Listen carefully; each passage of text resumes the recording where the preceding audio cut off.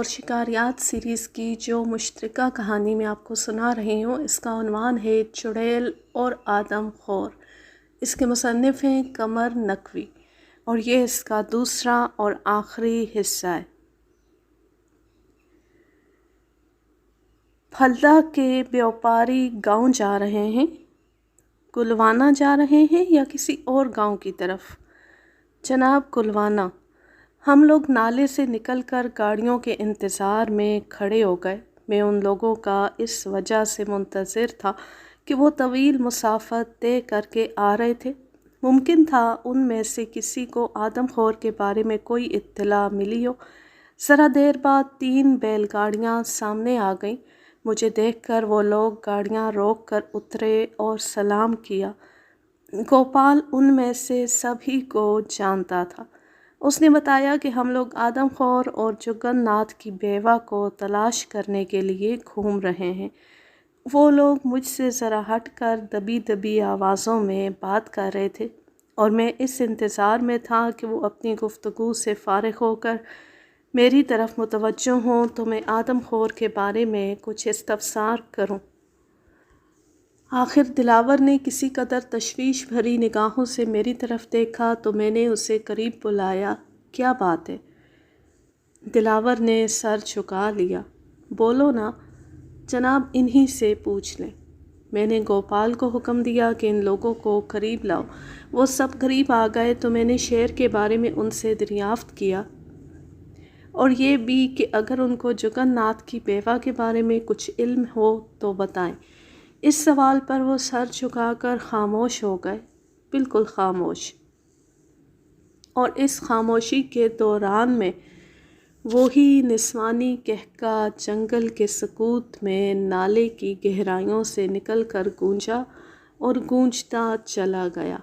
باخدا میں توہم پرست نہیں اور بھوت پریت پر یقین نہیں رکھتا، لیکن اس قہقہے میں نہ جانے کیا جادو تھا کہ آواز کے ساتھ ہی مجھے خطرے کا شدید احساس ہونے لگتا تھا۔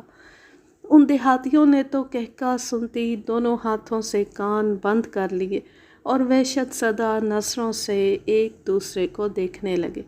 قہقہے کی گونج ختم ہوئی تو میں نے ان کو ڈانٹا، جناب ہم نے اس راستے میں شیر بھی دیکھا اور جگن ناتھ کی بیوہ کو بھی دیکھا۔ وہ بھوت بن گئی ہے۔ رام رام رام رام، ایک دیہاتی نے بتایا۔ کیا مطلب؟ اور پھر ان سب نے جو بیان کیا وہ میرے لیے قطعی ناقابل قبول تھا۔ مسافروں اور بیوپاریوں کی یہ جماعت جو 3 بیل گاڑیوں اور 17 آدمیوں پر مشتمل تھی، پھلدا سے صبح کی روشنی ہونے کے بعد روانہ ہوئی اور جنگل کے مختلف حصوں میں سفر کرتی ہوئی اس مقام پر آئی جہاں ایک پہاڑی کے عین دامن میں بہت بڑی جھیل ہے اور اس میں خودرو سنگھاڑے کی بیلیں پھیلی ہوئی ہیں۔ ان بیلوں کی نسبت سے ہی اس مقام کو سنگھاڑ ٹیکری کہا جاتا ہے۔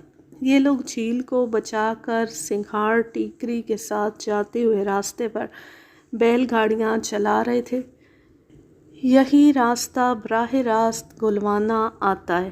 یہ لوگ ابھی ٹیکری کے پاس ہی تھے کہ انہیں ایک پہاڑی میں نسوانی قہقہے کی گونج سنائی دی۔ آواز ایسی شدید اور تیز تھی جیسے کوئی قریب سے ہی ہنسا ہو۔ ان کا یہ بھی بیان ہے کہ قہقہے کی آواز پر بیل تک بدک پڑے تھے۔ ابھی قہقہے کی بازگشت ختم ہی ہوئی تھی کہ ایک مسافر کی نظر ٹیکری پر پڑی اور وہ شدت خوف سے لرز کر رہ گیا۔ اس کی آواز رند کر گھگی بن گئی۔ ٹیکری کے اوپر عین اس کے سامنے گلوانا کا مشہور آدم خور کھڑا تھا اور اس آدم خور کی پشت پر ہاتھ رکھے جگن ناتھ کی بیوہ بال بکھرائے کھڑی تھی۔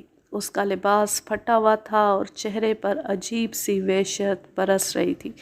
پہلے دیکھنے والے کو لرزتے اور سہمتے دیکھ کر دوسروں کی نظر بھی ٹیکری کی طرف اٹھی اور انہوں نے بھی اس پراسرار عورت کو شیر کی پشت پر ہاتھ رکھ کر کھڑے دیکھا۔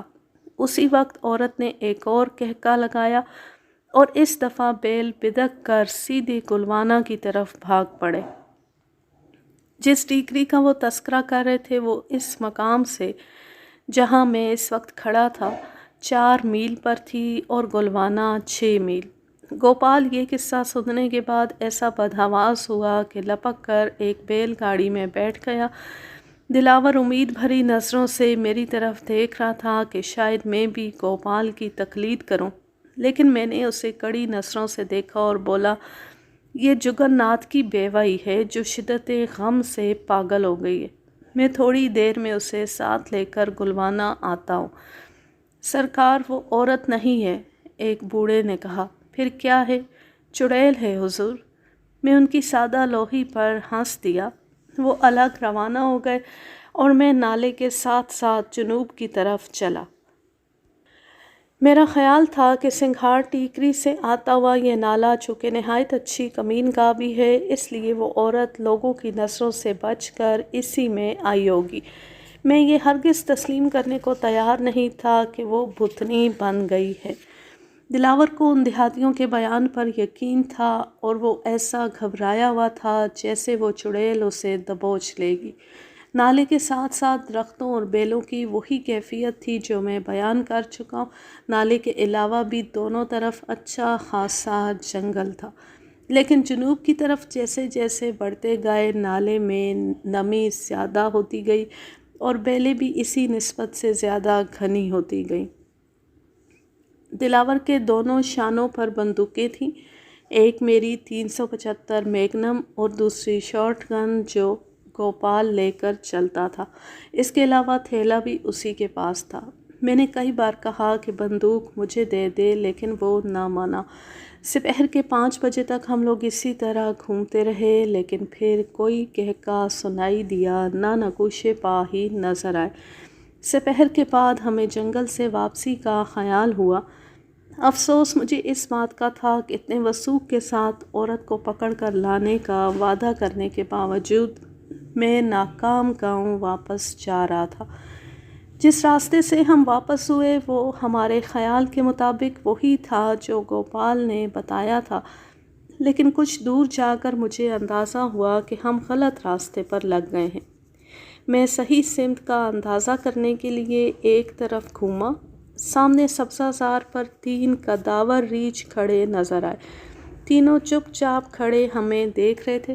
ریچھ عموماً خاموش نہیں رہتا، اس وقت وہ غالباً تعجب کی وجہ سے خاموش ہوں گے۔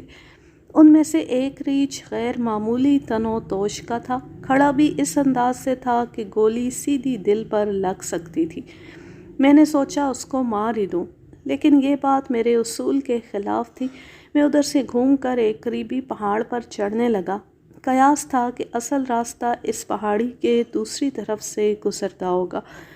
ابھی مشکل سے 2-4 قدم چلے تھے کہ ریچھوں کے بڑبڑانے کی آواز آئی۔ گھوم کر دیکھا تو وہی بڑا ریچھ سر جھکائے گیند بنا میری طرف دوڑتا ہوا آ رہا تھا۔ اس کا حملے کا ارادہ تھا یا صرف دھمکانا مقصود تھا، یہ معلوم کرنا مشکل تھا، لیکن اسے آتا دیکھ کر مجھے رائفل ضرور سیدھی کرنا پڑی۔ جب وہ 15 گز پر رہ گیا تو انگشت شہادت ٹریگر پر گئی اور ابھی فائر نہیں ہوا تھا کہ اسی پہاڑی کے آس پاس کسی مقام سے وہی جانا پہچانا نسوانی کہکا بلند ہوا، وحشت ناک اور دلدوز۔ ریچھ کہکے کی آواز کے ساتھ ہی ٹھہرا اور گھوم کر اسی رفتار سے جنگل میں غائب ہو گیا جس رفتار سے آ رہا تھا۔ دلاور نے مینی خیز نظروں سے میری طرف دیکھا اور پھر سر جھکا کر میرے آگے آگے چلنے لگا۔ کئی روز جنگل میں گھومتے رہے، بے شمار دفعہ نسوانی کہکا سننے اور 100 ہا نقوش پا اور ماغ دیکھنے کے بعد بھی مجھے نہ جگن ناتھ کی بیوہ ملی اور نہ گلوانہ کا آدم خور شیر۔ یہ ضرور ہوا کہ کئی ایسی جگہیں مل گئیں جہاں مچان بھی باندھا جا سکتا تھا اور گارے کا بھی امکان تھا، البتہ ان دنوں کسی واقعے کی اطلاع موصول نہیں ہوئی۔ گلوانہ میں قیام کے 11ویں روز میں نے اعظم جاہ کے بھیجے ہوئے 3 بھینسوں میں سے 2 جنگل میں مناسب جگہوں پر بندھوا دیے۔ ایک تو گلوانہ سے 4 میل دور پہاڑی کے دامن میں واقع برگد کے درخت کے نیچے، اور دوسرا اس مقام سے جانب مغرب گلوانہ سے 3 میل دور اس مقام پر جہاں ایک خشک نالہ ریحان کے جنگل کے عین درمیان سے گزرتا ہے۔ جس مقام پر یہ بھینسا باندھا گیا تھا وہاں 3-4 پگڈنڈیاں مختلف سمتوں سے آ کر ملتی ہیں۔ اس اتصال پر پگڈنڈی سے 2-3 گز ہٹ کر ایک جھاڑی میں کھونٹا گاڑا گیا اور بھینسے کا پیر سوت کے موٹے رسے سے اتنا مضبوط باندھا گیا کہ میرے خیال میں اس کو ہاتھی بھی بمشکل توڑ سکتا تھا۔ میں بھینسے کو باندھنے میں احتیاط اس لیے کرتا ہوں کہ 2 دفعہ شیر مجھے چکمہ دے کر بھینسے کو اٹھا کر لے جا چکا ہے اور میں مچان سے کچھ فاصلے پر جھاڑیوں کی آڑ میں ہڈیاں چبانے کی آوازیں سن کر پیچ و تاب کھاتا رہا ہوں۔ دونوں بھینسے 3 دن اور 3 راتیں بندھے رہے۔ چوتھی صبح مجھے ایک تعجب خیز بات یہ نظر آئی کہ بھینسے سے صرف 10 گز پر عورت کے پیر کے نشانوں میں ملے جلے ماغ گزرتے ملے۔ مٹی ارادتاً نرم کر دی گئی تھی اور ہلکے سے ہلکا نشان بھی صاف دکھائی دیتا تھا، لیکن اس موقع پر عورت کے پیروں کا معمہ میں حل نہ کر سکا۔ اب تک جو نشانات دیکھے تھے ان کا میں نے کچھ نہ کچھ جواز پیدا کر لیا تھا، لیکن یہاں کوئی جواز نہ تھا۔ آخر یہ کیسے نشانات تھے؟ میں تسلیم کرنے کو قطعی تیار نہ تھا کہ وہ جگن ناتھ کی بیوہ کے پیروں کے نشانات تھے۔ بہرحال میں نے اس جگہ مچان پر بیٹھنے کا فیصلہ کر لیا۔ چاند کی 12 تاریخ تھی اور موسم خوشگوار۔ میں دلاور کو ساتھ لے کر 4:30 بجے مچان پر بیٹھا۔ گاؤں کے دوسرے لوگ حسب ہدایت واپس چلے گئے۔ دن ابھی کافی باقی تھا۔ میں نے سارے ہتھیار دیکھے۔ 450 ایکسپریس لوڈ کی ہوئی سامنے رکھی تھی۔ ایک بازو پر 375 میگنم تھی جس کا سیفٹی کیچ لگا ہوا تھا، دوسرے بازو پر 32 بور کا ریوالور تھا اور دلاور کے ہاتھ میں میری 12 بور کی 2 نالی بندوق تھی جس کی دونوں نالوں میں LG بھرے ہوئے تھے۔ ہتھیاروں کی بابت اطمینان کرنے کے بعد میں مچان پر لیٹ کر آرام سے سو گیا۔ میں نے دلاور کو تاکید کر دی تھی کہ 7 بجے کے قریب مجھے جگا دے۔ دلاور جب مجھے بیدار کرتا تھا تو پیر دبانے لگتا۔ اس شام خلاف توقع اس نے میرا بازو پکڑ کر مجھے جھنجھوڑ دیا۔ میں بھی گھبرا کر بیدار ہوا اور آنکھ کھلتی پہلے ہاتھ بڑھا کر رائفل اٹھائی، پھر دلاور کی طرف دیکھا۔ ایک لمحے کے لیے میرے حواس زائل ہو گئے۔ مچان پر دلاور نہیں تھا۔ سرسوں کے تیل کی بو ہر طرف پھیلی ہوئی تھی اور گھوپ اندھیرا چھایا ہوا تھا۔ میں نے آنکھیں پھاڑ پھاڑ کر دیکھنے کی کوشش کی اور پھر ٹارچ جلا کر روشنی ڈالی تو اللہ اکبر!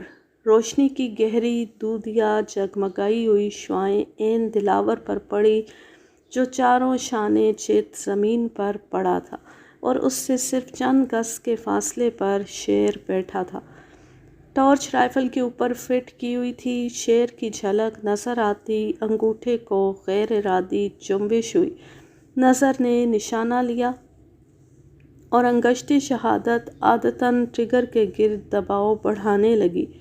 چشم زدن سے بھی کم عرصے میں یہ کام ہوا اور 450 ایکسپریس کی زبردست آواز سے جنگل گونج اٹھا، لیکن گولی خالی گئی۔ شیر غوں کی آواز کر کے ایک طرف کود گیا۔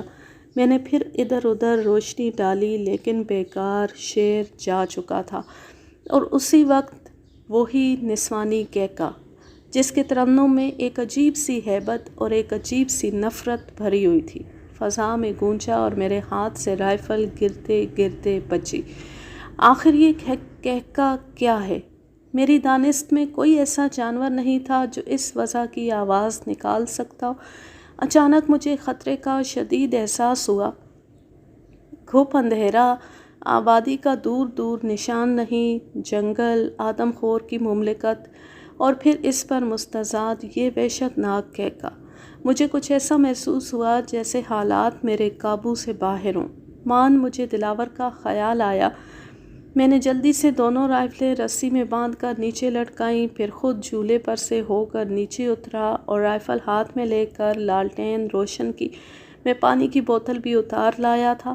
2-1 چھینٹے دلاور کے منہ پر پڑے تو اس نے گھبرا کر آنکھیں کھول دی۔ حضور حضور! چڑیل، بھوت!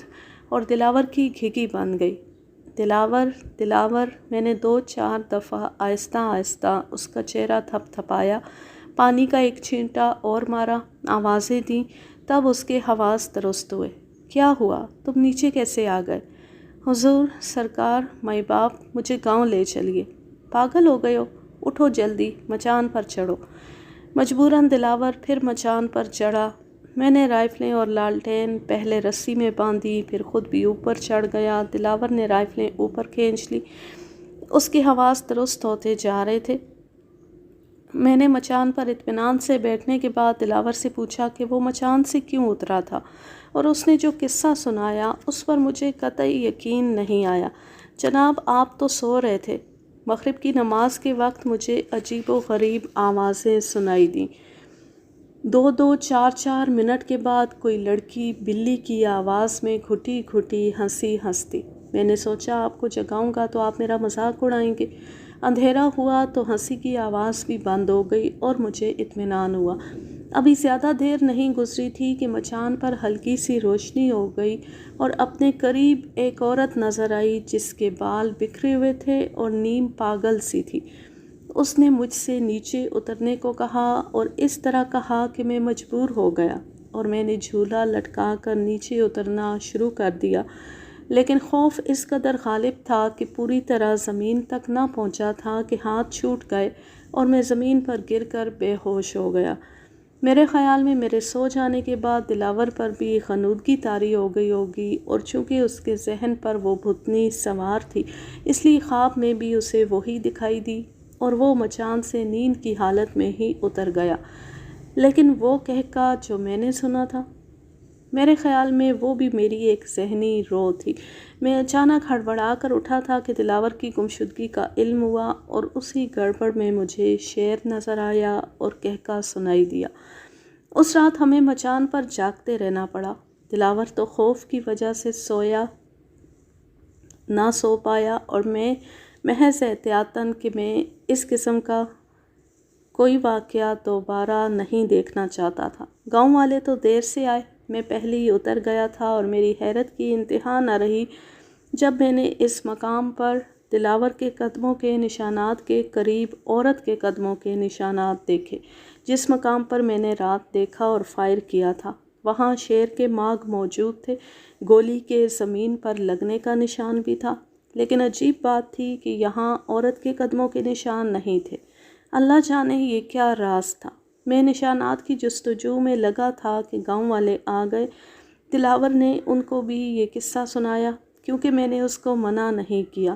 یہ واقعہ سنتی ان کی حالت خیر ہو گئی اور واپسی کی جلدی پڑ گئی، لیکن میں نے ان کو ڈانٹ کر روکا، بھینسے کو چارہ ڈلوایا، پانی کا انتظام کیا اور پھر ان سب کو ساتھ لے کر گاؤں واپس آ گیا۔ یہ واقعات میرے لیے عجیب و غریب تھے۔ ایسا کوئی اتفاق مجھے پیش نہیں آیا تھا۔ میں نے اسی روز والد صاحب کو خط لکھ کر ان سے مشورہ طلب کیا اور پولیس کے ایک سپاہی کو روانہ کیا کہ پھلدا جا کر خط ڈال آئے۔ پھلدا پولیس کو تاکید کر دی گئی تھی کہ جواب مجھے پہنچانے میں دیر نہ کی جائے، لیکن خط کا جواب آنے کے لیے کافی وقت درکار تھا۔ خیر اس روز میں نے صرف 2 گھنٹے آرام کیا، پھر غسل کر کے کھانا کھایا اور رائفل اٹھا کر تنہا جنگل کی طرف چل دیا۔ گلوانا کے شمال مشرق کی طرف جنگل کا ایک بہت وسیع و عریض خطہ ہے۔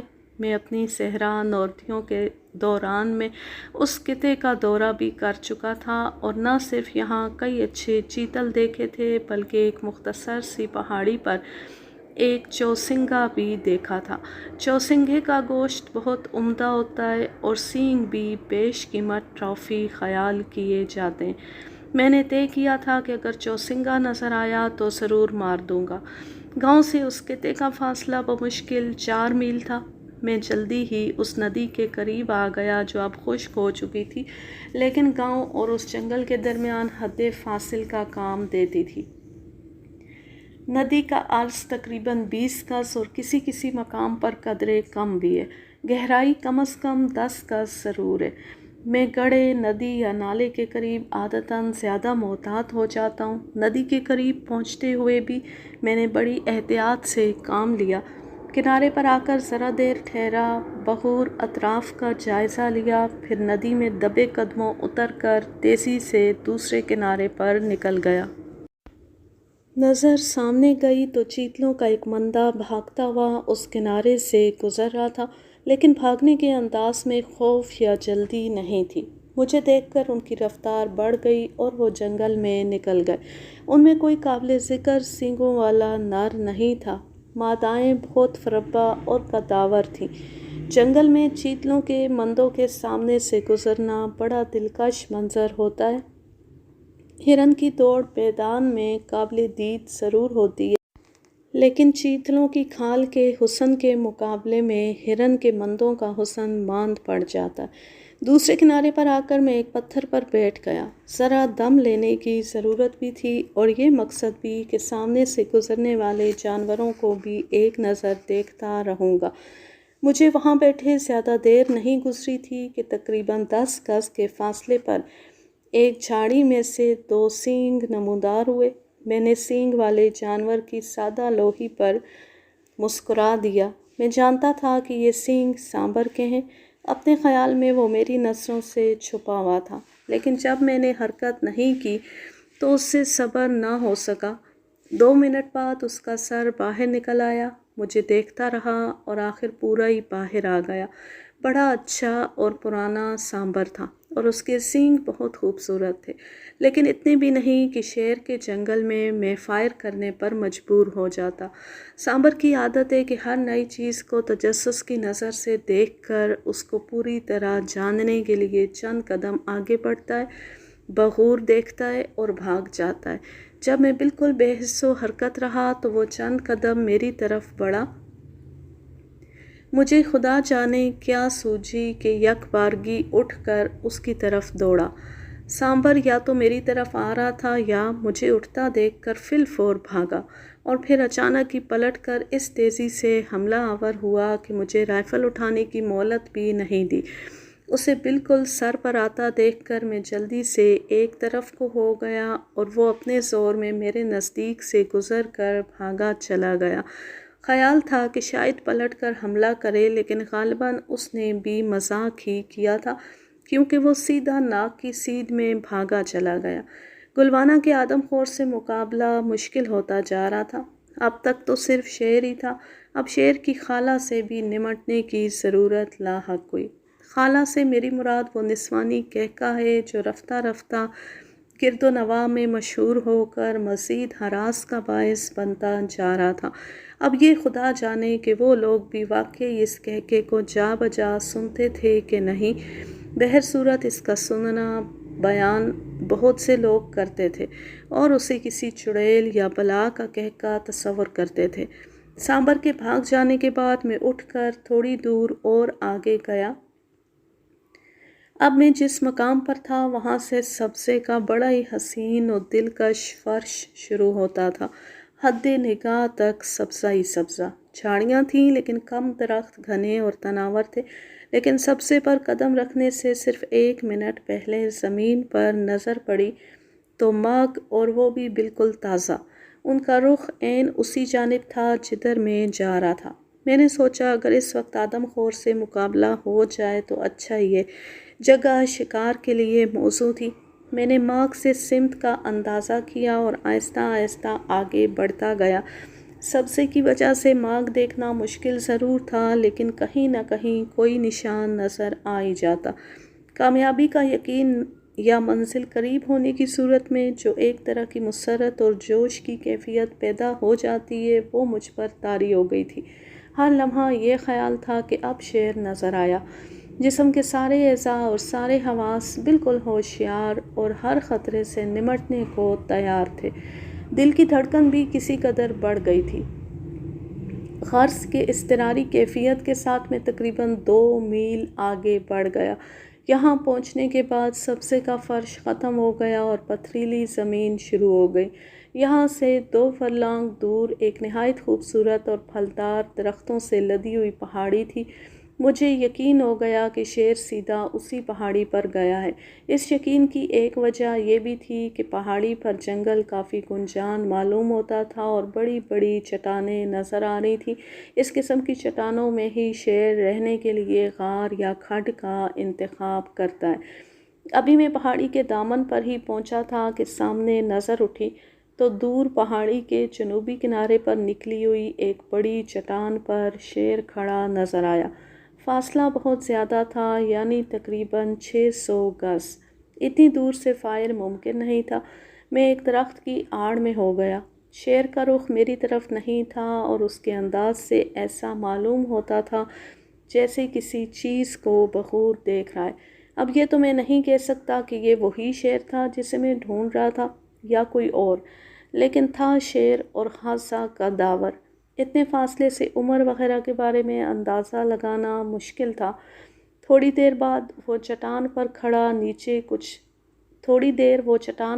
نیچے کچھ دیکھتا رہا، اس کے بعد وہیں بیٹھ گیا۔ اس کو چٹان پر بیٹھتا دیکھ کر میرا من للچایا۔ بالکل بے خبر اور مطمئن ہونے کی وجہ سے نشانہ لینے میں بڑی آسانی ہوتی۔ فاصلہ اتنا تھا کہ میں طویل چکر کرنے کے بعد بآسانی 20-25 منٹ میں اس کو جا لیتا۔ ابھی دن بھی بہت باقی تھا، لہٰذا میں نے یہی فیصلہ کیا کہ کوشش کرنی چاہیے۔ جھاڑیوں کی آڑ لیتا ہوا کمین گاہ سے نکلا اور پہاڑی پر چڑھنے لگا۔ میرا یقین اب اور پختہ ہو گیا تھا کہ آج اس شیر کی موت آ گئی ہے۔ مجھے اس چٹان کا صحیح اندازہ ہو گیا تھا جس پر شیر بے فکر بیٹھا تھا، لہٰذا پہاڑی پر چڑھتی میں نے اپنا رخ چٹان کی طرف کر دیا۔ نہ تو چڑھائی کچھ زیادہ تھی اور نہ ہی راستہ دشوار گزار تھا۔ میں بآسانی 15 منٹ میں ایسی جگہ پہنچ گیا جہاں سے میرے اندازے کے مطابق شیر کی نشست گاہ 100-150 گز سے زیادہ دور نہ ہوگی۔ ایک گنجان درخت کی آڑ لے کر میں نے آہستہ آہستہ رائفل کی نال اس طرف کی اور اس چٹان کو دیکھنے کی کوشش کی، لیکن یہ ہوا کہ میں کچھ زیادہ بلندی پر آ گیا ہوں۔ چٹان نیچے تھی۔ میں آڑ سے نکل کر جھاڑیوں کی آڑ لیتا اور آگے بڑھا تاکہ نشیب میں دیکھ سکوں۔ 2-1 مرتبہ گھوم کر اگر میں پشت کی طرف دیکھ لیتا تو اچھا تھا، لیکن شیر کے اس چٹان پر ہونے کا مجھے اتنا یقین تھا اور قربت کے احساس سے کامیابی اس قدر نزدیک معلوم ہو رہی تھی کہ میں ہر طرف سے غافل ہو گیا۔ چند قدم اور بڑھ کر میں نے ایک جھاڑی کی آڑ سے جھانکا۔ اب بھی چٹان نشیب میں ہونے کی وجہ سے نظر نہیں آ رہی تھی۔ ابھی اور آگے بڑھنے کی ضرورت تھی۔ بہرحال کوئی 10 قدم جانے کے بعد میں نے ایک اور گھنی جھاڑی کی آڑ سے نیچے دیکھنا چاہا۔ اسی وقت اچانک میری چھٹی حس بیدار ہوئی۔ خطرے کا شدید احساس ہوتی میں نے تیزی سے 1 قدم دائیں ہٹایا اور اسی ایک حرکت نے میری جان بچا لی۔ شیر نے میری پشت پر آ کر مجھ پر چھلانگ لگائی تھی اور میرے اچانک ہٹ جانے کی وجہ سے وہ میرے اوپر سے ہوتا ہوا سیدھا نشیب میں چلا گیا۔ میں نے جھانک کر دیکھا، گہرائی کافی تھی اور شیر نیچے گر کر جھاڑیوں میں الجھ گیا تھا۔ اس کی دھاڑ سے آس پاس کی پہاڑیاں گونج اٹھی تھیں۔ میں جہاں تھا وہیں بیٹھ گیا۔ تھوڑی دیر بعد شیر جھاڑیوں سے نکل کر لنگڑاتا ہوا نشیب میں اتر گیا۔ ادھر میرے پیروں کی قوت یکبارگی جواب دے گئی اور رائفل ہاتھ میں رکھنا مشکل ہو گیا۔ موت کس قدر قریب سے گزر گئی تھی۔ شیر ابھی تک دھاڑ رہا تھا۔ غالباً بلندی سے گرنے سے اس کو کافی چوٹیں آئی تھیں۔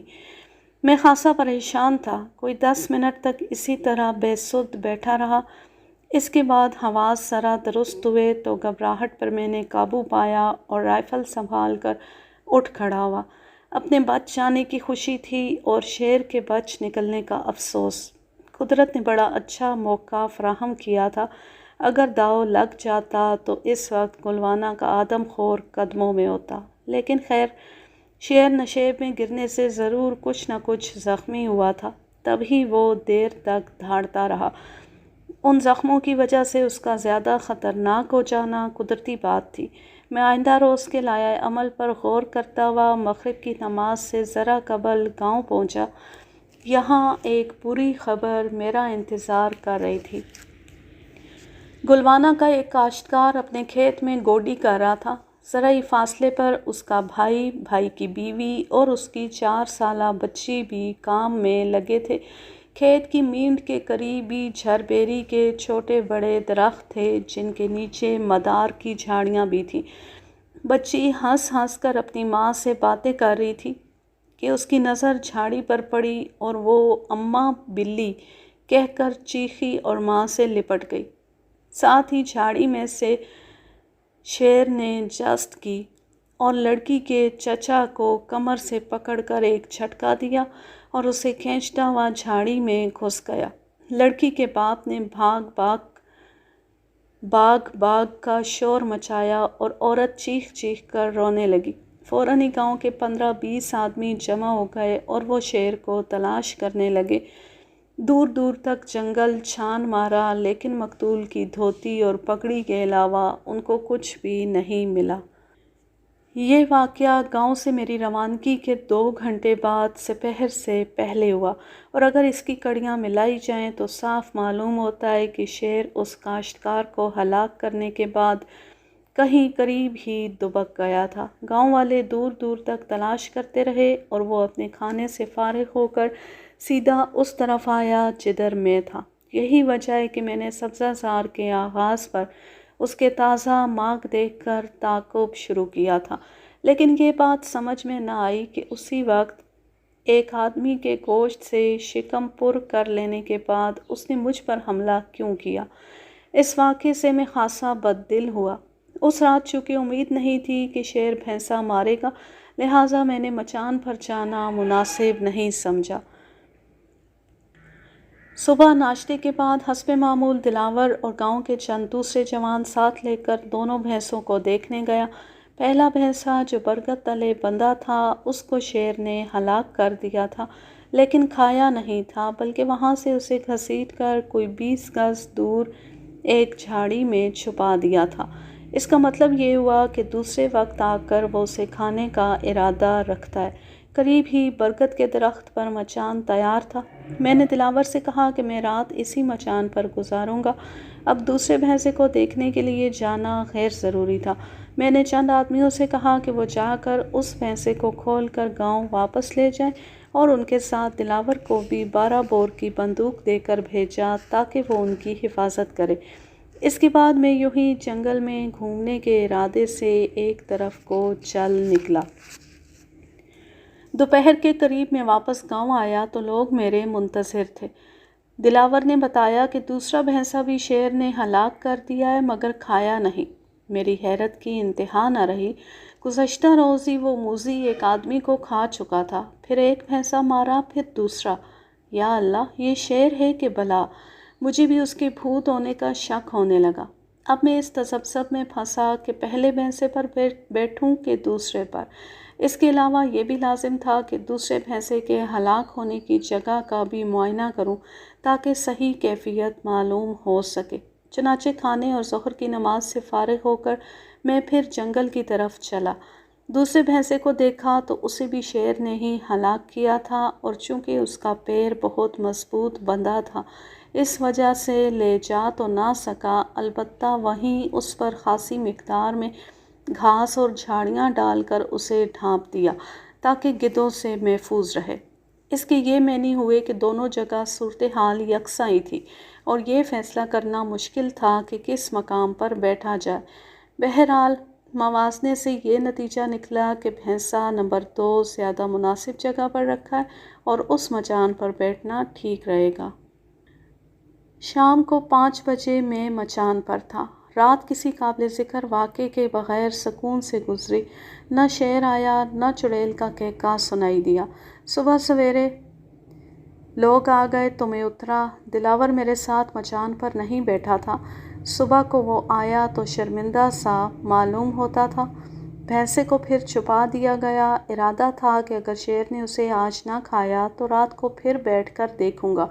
گاؤں پہنچا تو اطلاع ملی کہ پہلا بھینسا غائب ہے۔ غائب؟ قطعی۔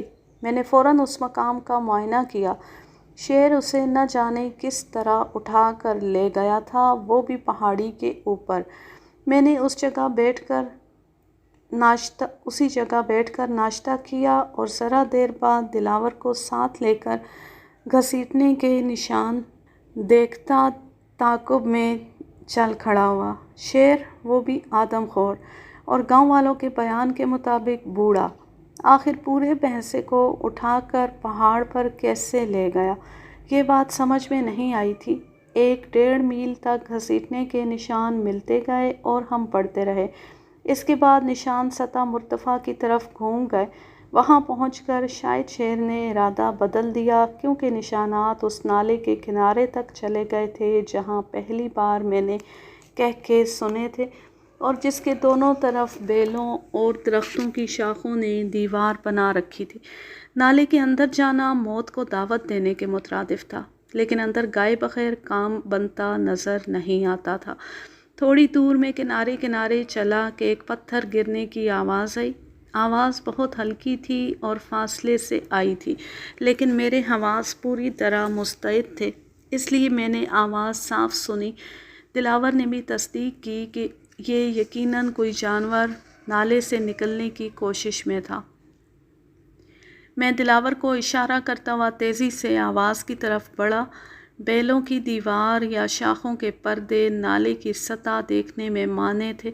ایک مقام پر میں جھاڑیوں میں گھس کر نالے کی طرف جانے کے ارادے سے بڑھا ہی تھا کہ بیلوں کا پردہ ایک جگہ سے پھٹا اور شیر اس حالت میں نمودار ہوا کہ وہی بھینسا اس کے منہ میں ایسے لٹکا تھا جیسے بلی کے منہ میں چوہا، اور اس کے بالکل پاس چشمِ زدن سے بھی کم عرصے کے لیے میں نے ایک عورت کو دیکھا جس کے بال کھلے ہوئے تھے۔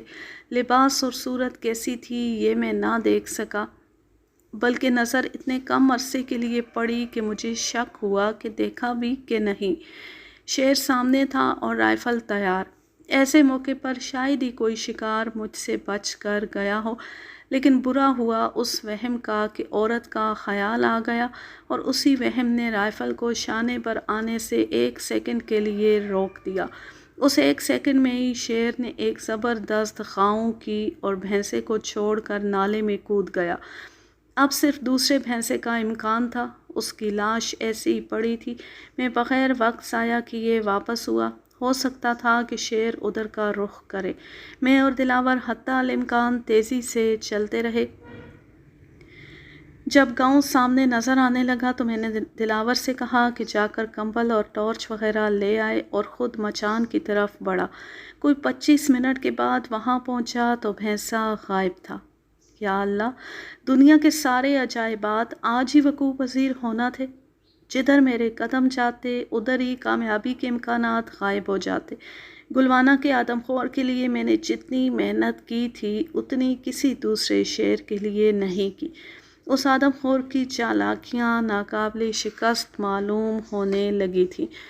میں نے ادھر ادھر غور سے دیکھا کہ کہیں وہ مقام بھول نہ گیا ہوں جہاں بھینسا تھا، لیکن یہ وہی مقام تھا۔ جس کھونٹے سے بھینسا باندھا گیا تھا وہ بھی موجود تھا، اور ٹوٹی ہوئی رسی بھی اس سے بندھی ہوئی تھی، لیکن رسی کا ٹوٹنا حیرت کی بات تھی۔ سوت کا موٹا رسہ کئی بل دے کر باندھا گیا تھا۔ میں بتا چکا ہوں کہ اس رسے کو توڑنا ہاتھی کے لیے بھی آسان نہیں۔ اسی وقت میرے ذہن میں ایک اور امکان ابھرا۔ یہ ایک شیر کا کام نہیں ہو سکتا۔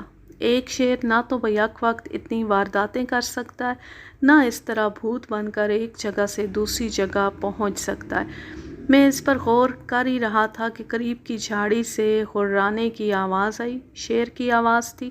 جھاڑی کا مجھ سے فاصلہ بمشکل 15-20 گز ہوگا۔ میں ذرا پیچھے کھسکا اور رائفل فوراً شانے پر آ گئی۔ نظر رائفل کی پشت پر سے پھسلتی ہوئی شیر کی جستجو کرنے لگی۔ یہ طے کرنا مشکل تھا کہ جھاڑی میں غرانے والے شیر کا رد عمل کیا ہوگا۔ یہ بھی دیکھنا مشکل تھا کہ جھاڑی میں آدم خور ہے یا کوئی اور شیر ہے۔ چند لمحے اس حالت میں گزرے تھے کہ شیر نے ایک زبردست بھبکی دی اور جھاڑی سے سر نکالا۔ یہ بھبکی اس بلی کی طرح تھی جو اپنے شکار پر آنے والے اجنبی کو دھمکانے کے لیے دیتی ہے۔ بھبکی کے ساتھ ہی میری انگشت شہادت نے ٹریگر کا محاصرہ کر لیا اور نظر نے شیر کی گردن کو نشانے پر لے لیا۔ شیر بھبکی دے کر واپس جانے کے لیے گھوما، ذرا ترچھا ہوا تو گردن اور شانوں کا جوڑ سامنے آیا، ساتھ ہی ٹریگر دبا اور جنگل 450 ایکسپریس کے دھماکے سے گونج اٹھا۔ درختوں پر بیٹھے ہوئے پرندے پھڑ پھڑا کر اڑ گئے، درختوں پر بیٹھے ہوئے لنگور چیخ کر بھاگے۔ شیر نے ایک زبردست غاؤں کی، لیکن میں اچھی طرح اس آواز کو پہچانتا ہوں۔ جان نکلنے کے وقت بے بسی کے عالم میں یہ آواز غالباً حلق کے صوتی آلات میں تشنج کی وجہ سے پیدا ہوتی ہے اور انتہائی بھیانک ہوتی ہے۔ آواز کی گونج ختم ہوئی ہی تھی کہ ایک سخت وحشت ناک چیخ کی آواز نے مجھے چونکا دیا۔ یہ نسوانی چیخ تھی اور غالباً اسی عورت کی جس کا قہقہہ میں کئی بار سن چکا تھا۔ میں شیر کو دیکھ رہا تھا، دوسری گولی رائفل سے نکلنے کو تیار تھی، لیکن شیر نے ذرا بھی حرکت نہیں کی۔ پہلے اس کے چاروں ہاتھ پیر زمین پر پھیلے، ذرا تھر تھرائے اور پھر جسم اس طرح زمین پر پھیل گیا جیسے لوتھڑا ہو۔ اس کے باوجود میں قریب نہیں گیا۔ شیر کی موت کا یقین ہو جانے کے باوجود نصف گھنٹے سے پہلے اس کے پاس جانا سخت غلطی ہے۔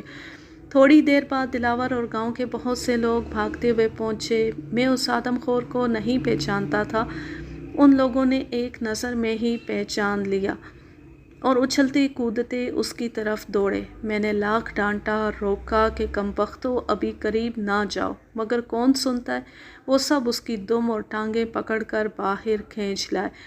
آدم خور کا یقین ہو جانے کے بعد میں نے اللہ کا شکر ادا کیا اور جیب سے ٹیپ نکال کر پیمائش کی۔ 9 فٹ 7 انچ۔ اچھا بڑا شیر تھا، 500 پاؤنڈ سے زیادہ وزنی ہوگا۔ عمر کا تخمینہ 30 سال لگایا جا سکتا ہے۔ کوا ڈھل رہے تھے اور 3 دانت بالکل گر چکے تھے۔ غالباً ان دانتوں کے ٹوٹ جانے کی وجہ سے ہی وہ آدم خوری پر مجبور ہوا۔ گلوانہ کا آدم خور فنا ہو گیا، لیکن آج تک میں اس قہقہے اور چیخ کا معمہ حل نہیں کر سکا۔ اللہ ہی جانے کیا راز تھا۔ میرا خیال ہے یہ آواز خود شیر ہی کی ہوگی۔ اب یہ ایک ایسی آواز نکالنا اس نے کہاں سے سیکھا، ایک عقدۂ لا ینحل تھا۔ میری جگہ کوئی دوسرا ہوتا تو پہلا قہقہہ سنتے ہی شکار پر لعنت بھیج کر واپس آ جاتا۔